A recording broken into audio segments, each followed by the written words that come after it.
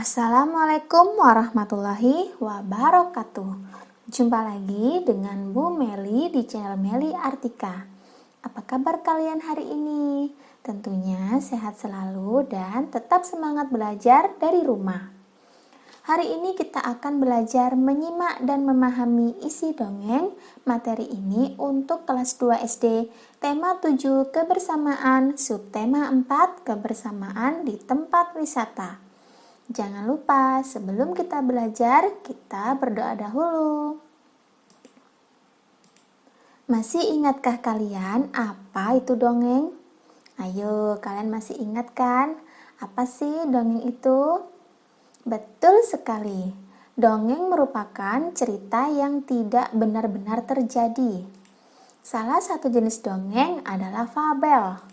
Masih ingatkah kalian apa itu fabel? Apa ya fabel itu? Fabel merupakan cerita yang menggambarkan watak dan budi manusia yang melakukannya diperankan oleh hewan. Diingat baik-baik ya arti dari fabel. Kalian lihat di sini ada gambar kebersamaan di tempat wisata. Seluruh daerah di Indonesia memiliki tempat wisata. Minggu ini Siti dan teman-teman akan mengenal tempat wisata. Salah satu tempat wisata yang menarik adalah kebun binatang. Di kebun binatang, siswa dapat melihat lebih dekat binatang yang mereka sukai. Pernahkah kalian pergi ke tempat wisata seperti kebun binatang? Tentu pernah ya. Kebun binatang terletak di Surabaya. Ibu guru pun menceritakan asal-usul kota Surabaya. Ayo simak baik-baik cerita asal-usul kota Surabaya. Kalian simak baik-baik ya, Bu Guru akan menceritakan asal-usul kota Surabaya. Dahulu, di lautan luas sering terjadi perkelahian antara ikan hiu sura dengan buaya. Mereka berkelahi hanya karena berebut mangsa. Keduanya sama-sama kuat, sama-sama tangkas, sama-sama cerdik, sama-sama ganas, dan sama-sama rakus.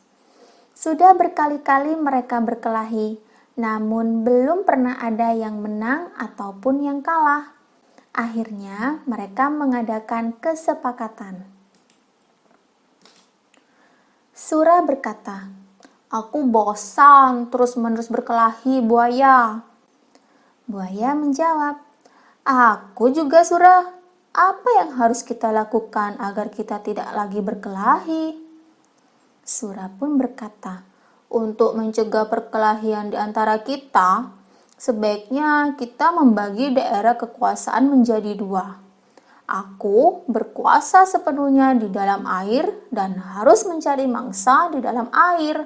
Sedangkan kamu berkuasa di daratan dan mangsamu harus yang berada di daratan. Sebagai batas antara daratan dan air, kita tentukan batasnya, yaitu tempat yang dicapai oleh air laut pada waktu pasang surut." Buaya menjawab, "Baik, aku setujui gagasanmu itu." Dengan adanya pembagian wilayah kekuasaan, maka tidak ada lagi perkelahian antara Sura dan buaya.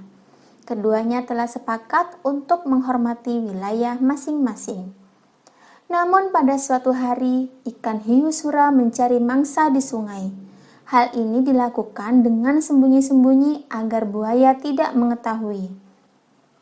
Mula-mula hal ini memang tidak ketahuan. Tetapi pada suatu hari, buaya memergoki perbuatan ikan hiu sura ini. Tentu saja buaya sangat marah melihat hiu sura melanggar janjinya. Buaya berkata, "Hai Sura, mengapa kamu melanggar peraturan yang telah kita sepakati berdua? Mengapa kamu berani memasuki sungai yang merupakan wilayah kekuasaanku?"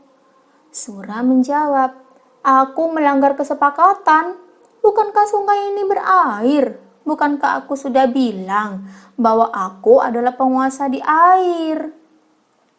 Buaya menjawab, "Apa? Sungai itu tempatnya di darat, sedangkan daerah kekuasaanmu ada di laut. Berarti sungai itu adalah daerah kekuasaanku. Sura tidak mau kalah, dia pun berkata, "Tidak bisa, aku kan tidak pernah bilang kalau air itu hanya air laut, tetapi juga air sungai." Buaya berkata, "Kau sengaja mencari gara-gara, Sura." Sura berkata, "Tidak, kukira alasanku cukup kuat dan aku memang di pihak yang benar." Buaya tidak mau kalah. "Kau sengaja mengakaliku, aku tidak sebodoh yang kau kira." Sura pun berkata lagi, "Aku tidak peduli kau bodoh atau pintar, yang penting air sungai dan air laut adalah kekuasaanku." Karena tidak ada yang mau mengalah, maka pertempuran sengit antara ikan hiu sura dan buaya terjadi lagi. Pertarungan kali ini semakin seru dan dahsyat. Buaya mendapat gigitan hiu sura di pangkal ekornya sebelah kanan. Selanjutnya, ekornya itu terpaksa selalu membengkok ke kiri. Sementara ikan sura juga tergigit ekornya hingga hampir putus. Lalu ikan sura kembali ke lautan. Buaya puas telah dapat mempertahankan daerahnya. Pertarungan antara ikan hiu yang bernama Sura dan buaya ini sangat berkesan di hati masyarakat Surabaya. Oleh karena itu, nama Surabaya selalu dikait-kaitkan dengan peristiwa ini. Dari peristiwa inilah kemudian dibuat lambang kota Surabaya, yaitu gambar ikan sura dan buaya. Nah, itu tadi adalah cerita asal-usul kota Surabaya. Bagaimana ceritanya? Seru bukan? Selanjutnya tugas untuk kalian di rumah yang bisa kalian diskusikan bersama keluarga kalian di rumah. Jawablah pertanyaan-pertanyaan di bawah. 1. Mengapa sura dan buaya selalu bertengkar? 2. Bagaimana cara mereka menyelesaikan perselisihan mereka? 3. Mengapa buaya sangat marah kepada Sura setelah perjanjian mereka? 4. Kisah Sura dan buaya sering dikaitkan dengan asal-usul kota... 5. Bagaimana pendapatmu agar kita bisa hidup bersama? Selamat mengerjakan anak-anak, Bu Guru tunggu hasilnya ya. Sampai jumpa di video pembelajaran selanjutnya. Dan selalu patuhi protokol kesehatan. Semoga kita semua senantiasa sehat selalu. Wassalamualaikum warahmatullahi wabarakatuh.